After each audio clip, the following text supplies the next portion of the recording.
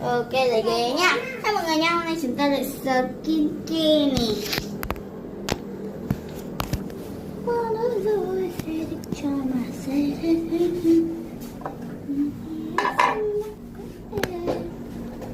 đầu skincare nha. Bây giờ mình sẽ nhân. Nó sẽ bắt đầu quay. Đầu bự con dễ không? Đây là nó quay video ấy, có gì nó cam đâu. Nó cam mà. Sau đây mình đem nốt rồi, cột chia ra nhé.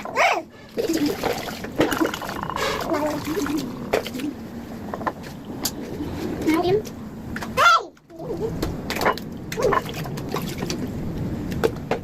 Đây quậy mấy.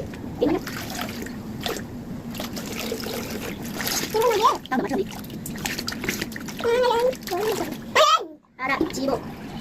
Hello mọi người nha, tôi biết rồi.